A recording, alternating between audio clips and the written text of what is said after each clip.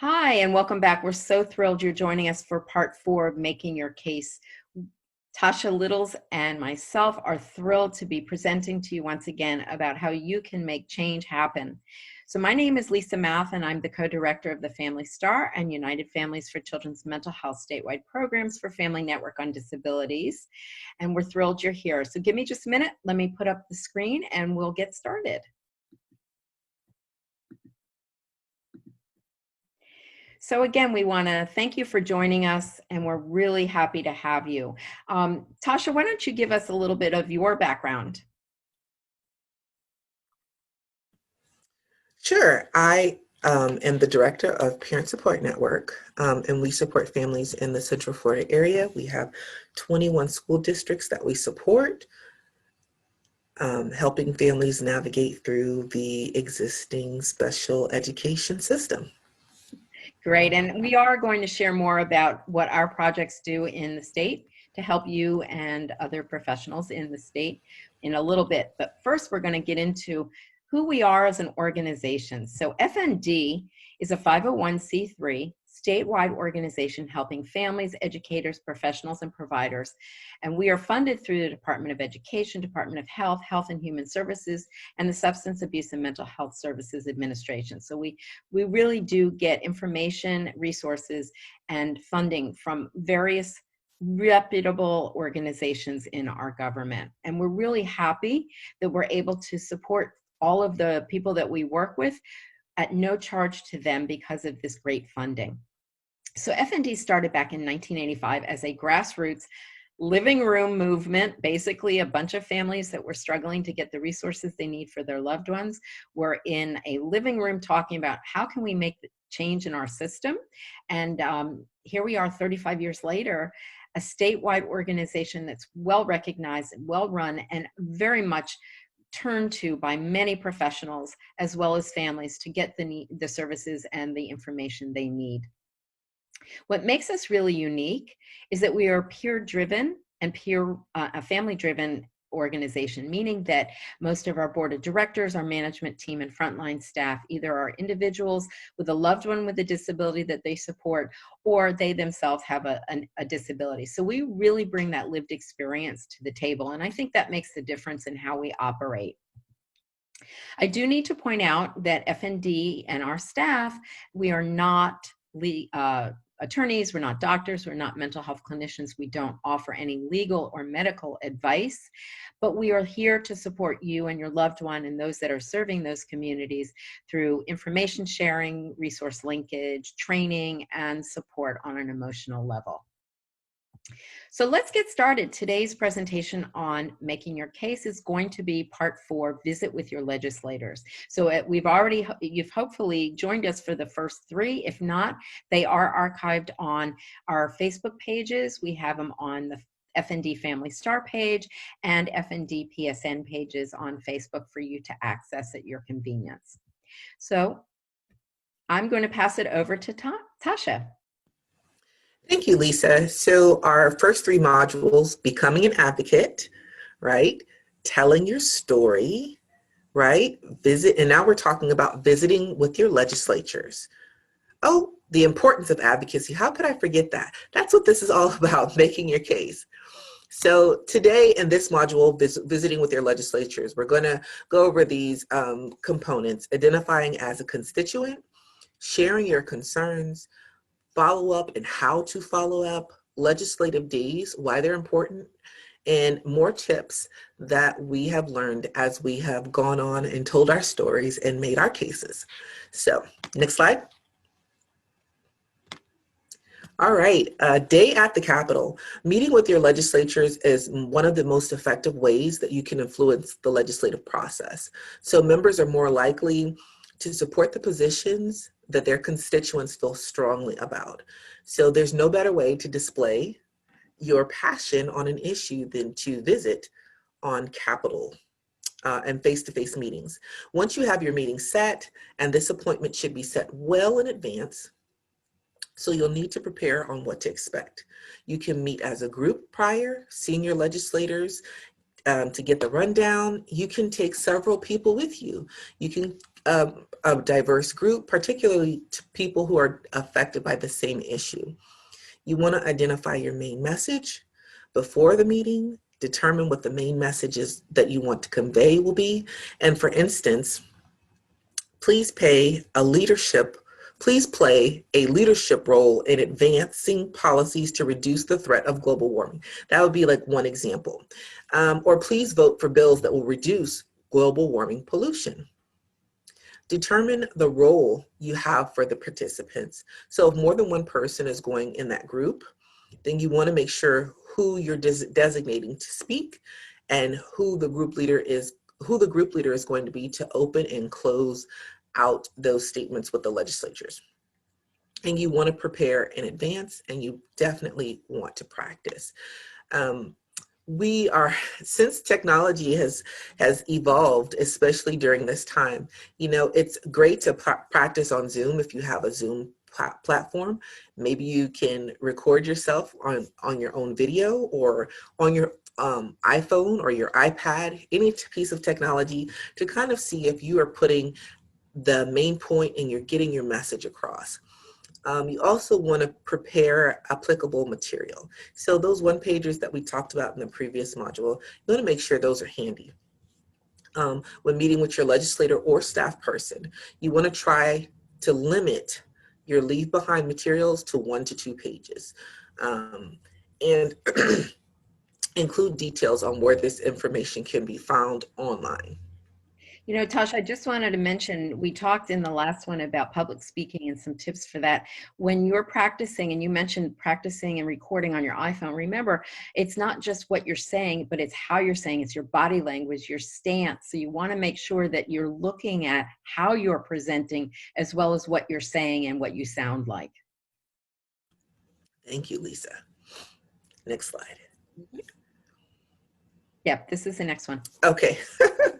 So you want to talk with your group or your committee. You want to make sure you're signing in. And the formality in the presentation, you want to know the drill. Mr. Chairman, members of committee. So knowing who you're addressing. Kids and youth are great, and governors pay attention to what you have to say.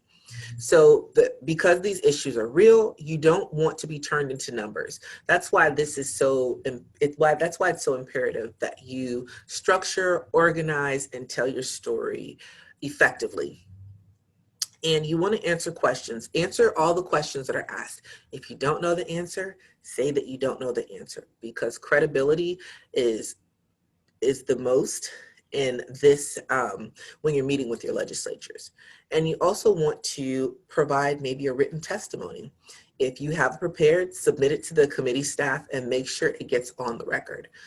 Don't push your chance to testify. Time pressures during legislative sessions are often intense, and committees may have many bills to get through. If you get this in the sense, either from the committee chair or the other advocates, that enough has been said on your issue before you get a chance to speak, pay attention to that. And saying that you waive in your support, i.e. you're waiving in your time to speak, but you support that issue. Excellent. I never knew that expression, so that's great information. So what you do when you're at the Capitol and how to ask for a meeting. First things first, explain that you are a constituent and you have grave concerns about something that is happening to you, your family, and in your community. And then you explain why. So when you ask for a meeting before the vote, regardless if you can schedule a meeting with your senator or legislative assistant, meet prior to that legislation process. Always schedule appointments in advance, preferably 2 to 3 months if possible, and during the legislative session. So at the actual meeting, you want to make sure you're on time. There is a saying, if you're 5 minutes early, you're on time. If you're on time, then you're late. And if you're late, that's just unacceptable. And remember, you want to expect your meeting to be shortened if you are late. So we want to try to make sure that you're there on time.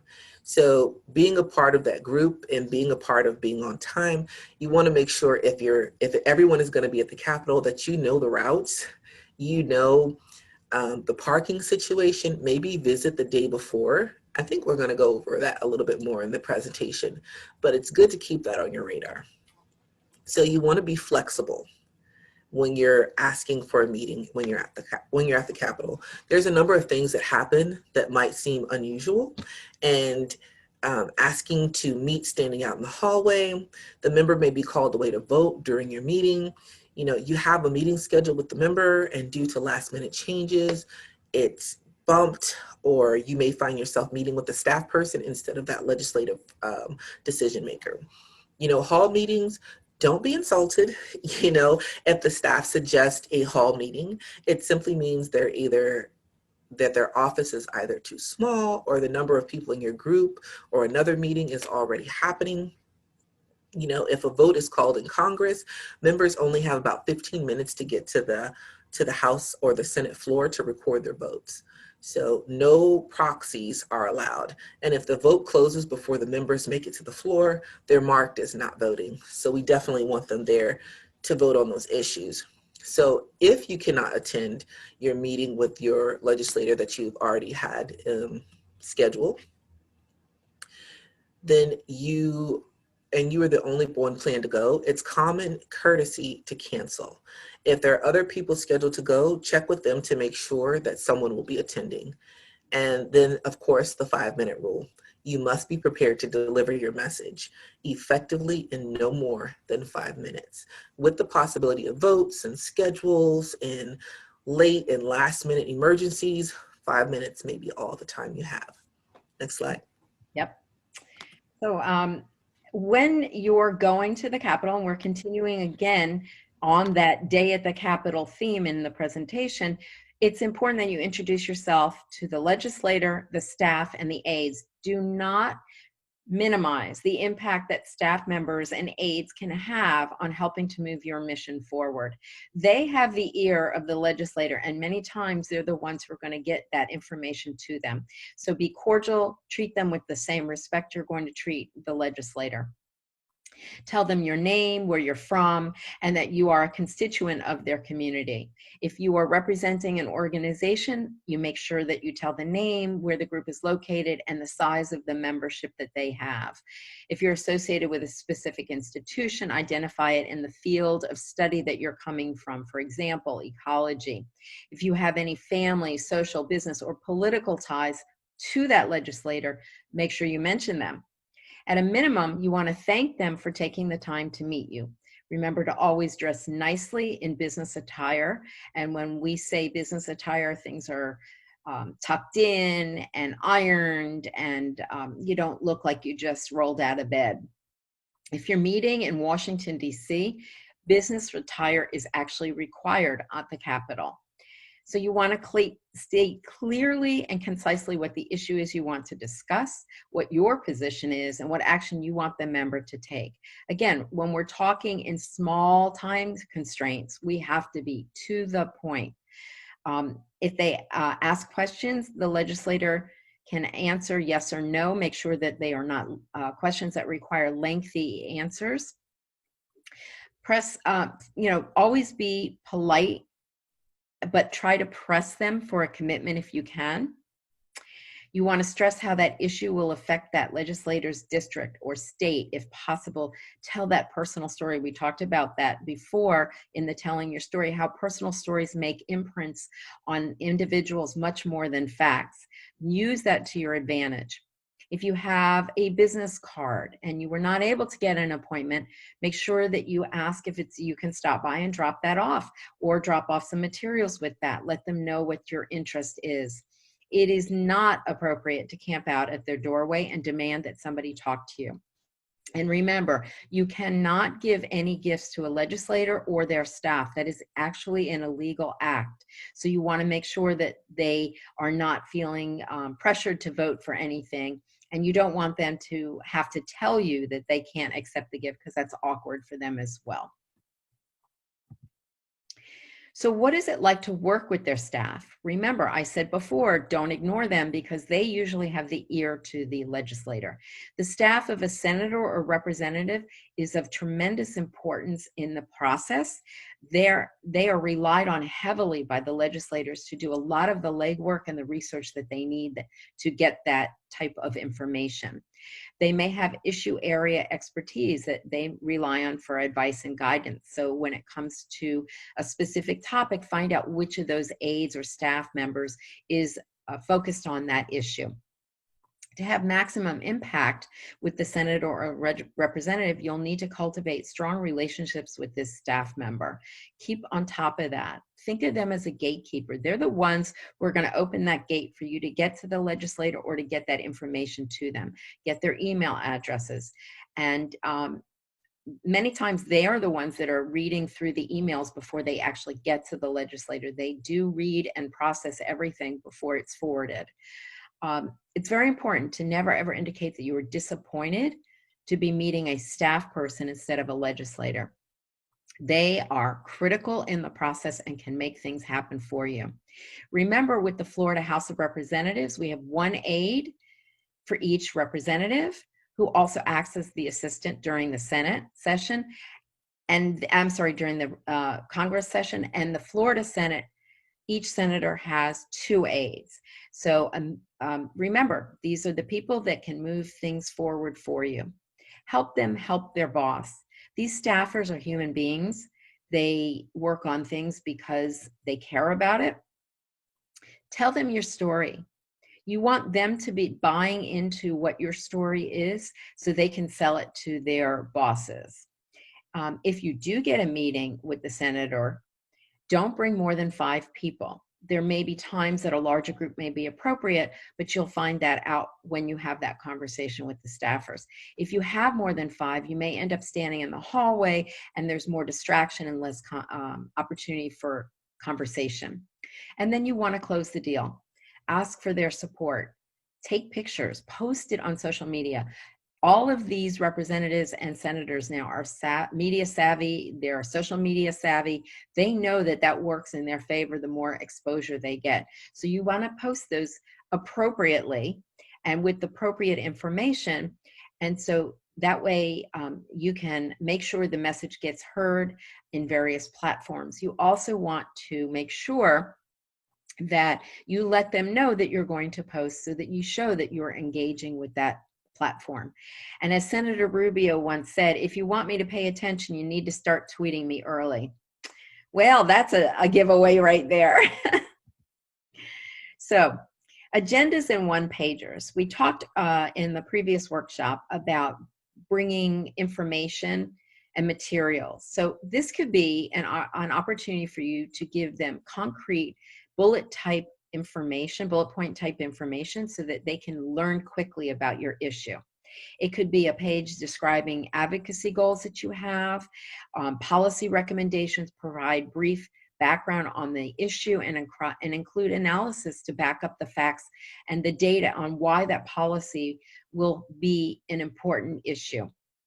Here's an example of a one-pager about the R campaign. Now, if you remember in I think it was our first workshop in Making Your Case, we talked about a very successful campaign that was to spread the word about the R word, that we were removing the retarded expression, the word retarded, from talking about individuals. So that was what the campaign was about, removing the R word.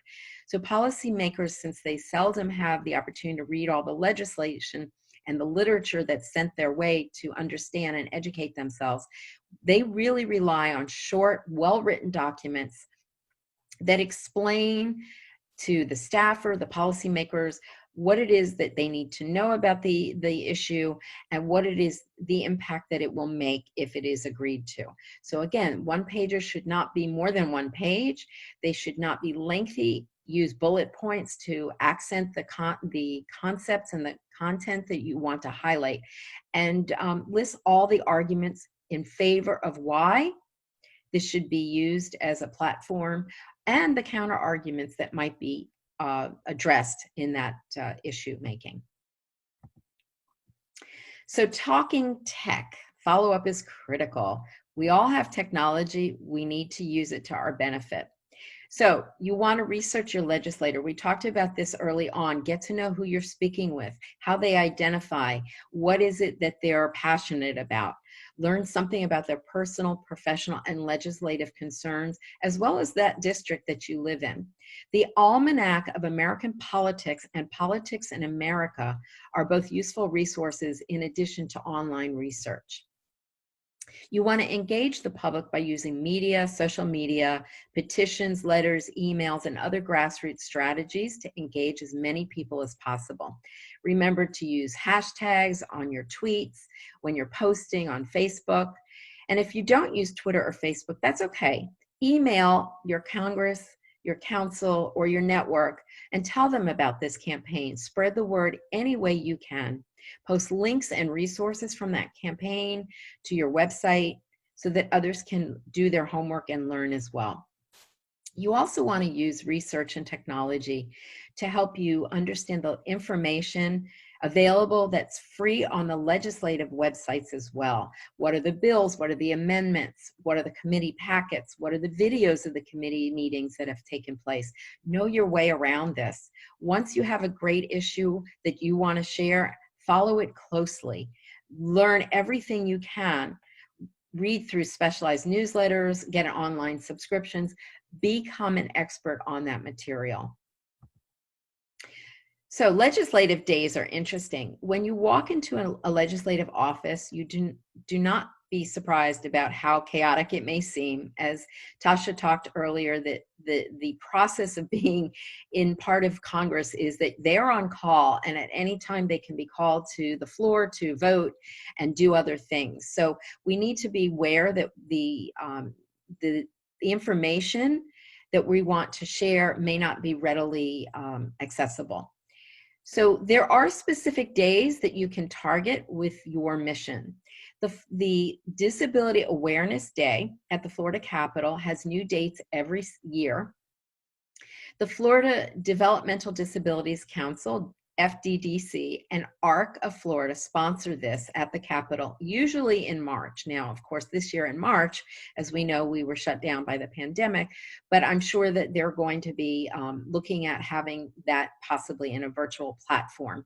Advocates for those particular days have the opportunity to educate legislators and about the importance of the services and programs that are available for people with developmental disabilities and the ones that aren't and that need to be.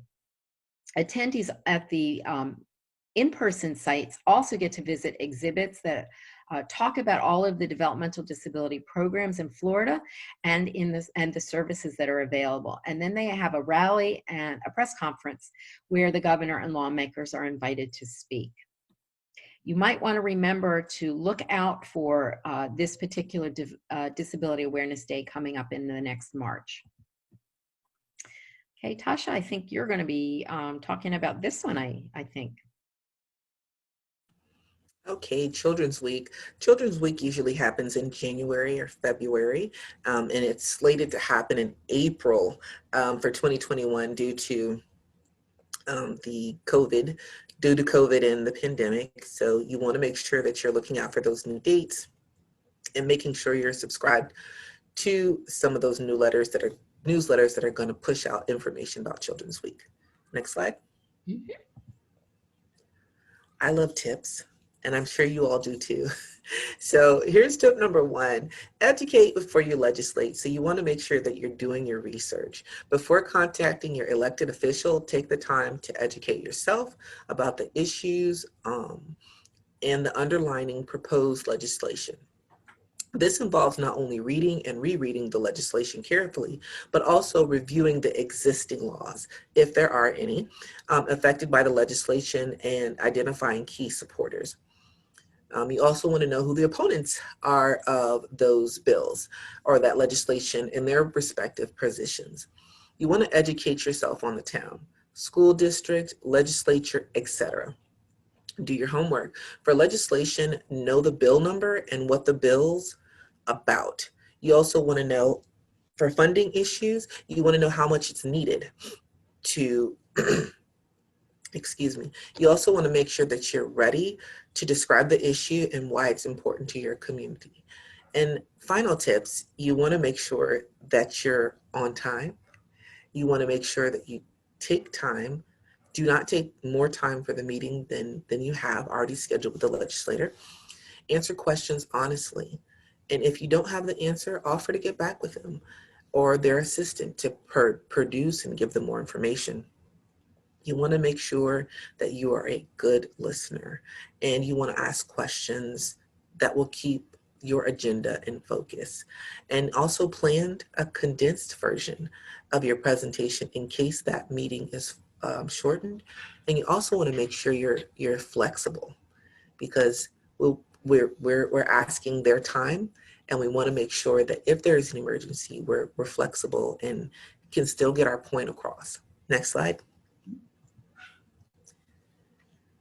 I talked about this a little bit earlier, but credibility, your word is so important. You don't ever want to promise something that you can't deliver on. And credibility is what you bring to the relationship with any public official. So get out, keep your eye on the ball, be honest. Tallahassee or Washington, D.C., they have a tight-knit circle. So congressional representatives, legislators, and their aides, they have very little time. Give appropriate information. Talk about what to speak for on behalf of what you need to do before you even get there. So next slide. Most important, advocacy is a frame of mind. So don't get your feelings hurt. You know, it's not just a job title, occupation, role in life. Advocates see opportunities where others see obstacles. And so the only qualifications for being an effective advocate are concern, compassion, commitment, and action. CCCA. The most important thing is to watch your emotions. As we talked about in the previous module, it's okay to cry, you know, hand it off if you need to hand it off, but it's not about you or me, it's about that cause. And keep your eye focused on that main issue. Never lose sight of that. It doesn't matter how far you've traveled, it doesn't matter how long you've prepared and what you've worked for and how strongly you're feeling about it, it's the cause. Everything is secondary to making sure that that cause succeeds. So don't get your feelings hurt, don't get offended. That strategy can change in an instant. Next slide. Tip number 4, 5 to 15 minute meetings. Sometimes you have a 30-second meeting in the elevator, so be prepared to give an elevator speech. So going back to tip number 4, during the session, understand that most legislators only schedule 5 to 15-minute meetings. You'll probably receive more time if you visit with your legislator in the district when office is not in session. But still, do not drop by your legislator's Tallahassee office and expect to be seen. Scheduling an appointment is best for your legislator, and sometimes you may be able to drop off and see staff. Just ask with a smile to drop off new information as a resource, and be flexible in your schedule. Chances are your time may change during the day. Next slide. Awesome. Those are some great tips. So on tip number 5 here, I think, to be honest, this is probably the most important tip we have through this entire process. It is absolutely critical that you understand your vote matters and that you have to participate in elections on every level, whether we're talking county, district, state, or national. This is our right in our democracy, and if we're not using it, we can't complain if things don't go the way we expect them to go. We need to be part of the process, not ignoring the process, but we also don't want to be a problem. We want to be part of the solution. Again, we're talking about being an active participant in democracy. We're talking about being a voice as an advocate for causes that are critical for the well-being of individuals to have their equal rights managed and acknowledged. So we encourage you to learn more about the process of democracy, learn more about being an advocate, do some homework, go through all of the webinars that we've offered through this 4-part series, and really become a passionate powerhouse in our process. And I want to move to thank everybody. We're going to give you a little bit more about our organization, but I hope that you have all gained tremendous insight from the 4-part series on making your case. So at this point, I want to move to what Family Network on Disabilities can do to help you and support you. You know, Lisa, I wanted to mention this on the last slide. There is a famous ADA quote, "Nothing about us without us." So make sure that you're present at the polls, make sure you're contacting your legislator, and using all these tips that we've provided in these 4 modules. It can make a difference in your life, in your community, and in your family. Awesome. Thank you. And yes, I love that expression. And I've seen it in many, many areas as we are moving through and towards this election season. I'm seeing more and more people using that expression. It is truly one with impact. So as Family Network on Disabilities, we are here supporting not only individuals, educators, professionals, and providers, but we are advocating on all levels for change for individuals with disabilities. And some of the information that we shared with you today, we actually incorporate in the activities that we do in our organization. So a little bit about the divisions of our organization. As you can see here, we have quite a few. So we have POPIN, PSN, and PEN. Those are the 3 parent training information centers. And as Tasha shared with you, we're very fortunate to have 3 in the state of Florida as opposed to just 1. Those are the divisions that support individuals with disabilities in the school systems through IEP assistance, 504 assistance, information about the school and how they operate, and making sure your child is getting what they're entitled to in the free and appropriate public education environment. We also have the Family Star program, which is a statewide program. In that particular program, we support families that have individuals in their family with from birth to age 26 with any type of special health care need, complex medical condition, or developmental disability. And then we have our United Families for Children's Mental Health, where again, statewide, we support individuals birth to age 26 who have any type of mental health challenges or diagnoses. Again, that support is information, resources, information and resource linkage, support in trainings like we're doing now, and supporting emotionally.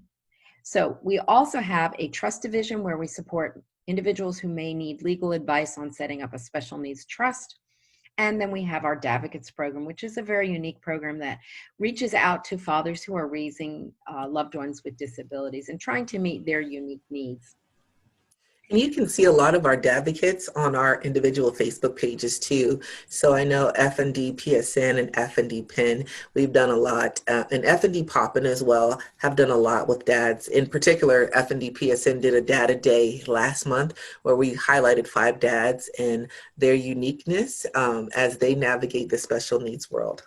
And I loved that program. I thought it was phenomenal. And I loved seeing the fathers out there really speaking passionately about their loved ones and the process that they're going through. And I just think it's a great program. So hats off to whoever came up with that program. Well, thank you. On this particular slide, you can see there are numerous ways to get information about us. So of course we have our website, fndusa.org, and on our website, I encourage you to spend a lot of time getting familiar with our resources. We have a whole host of downloadable resources, not only for the education world, but the mental health and medical needs as well. And those are printed in 2 languages, Spanish and English. We also have a wonderful position. You can reach us on Facebook, Instagram, and Twitter. We have platforms where we are regularly posting up-to-date information. We're posting webinars, we're posting trainings, we're having live chats, all kinds of things that you can find on our social media sites. And then we have our FND University, which is a unique e-learning, non-accredited platform on our website where you can learn more about how to be an effective advocate for your loved one. And finally, we are available at our 800 number. Give us a call at 800-825-5736. That is an opportunity for you to tell us what your needs are. We'll connect you with a staff person who can best meet your needs and help you through your journey with your loved ones' challenges or needs, or possibly support you as a caregiver. We are really excited that you've been a participant in this Making Your Case workshop series, and we think that you can be the best advocate for your loved ones. You know their story, you have the passion and the commitment to make change, and we know that you are going to be a better person because of that experience. And I want to thank you, Tasha, for collaborating with me. This was really great. I learned stuff from you. I learned stuff from the presentation. I really enjoyed it. Thank you, Lisa. I did too. I think this sharing of information always helps us grow, and it creates more opportunities for us. In this case, our modules on making your case, I truly enjoyed the introduction to advocacy, being an advocate, telling your story, and now visiting with your legislators. So thank you. It was an honor to do this presentation with you. So thank you. Awesome. And we want to thank you once again for committing the time and becoming advocates out in the community. We hope to meet you at some point, maybe at the Congress, at the Florida Senate or the Florida House of Representatives. And we want to thank you all for your time. Have a great day. Thank you.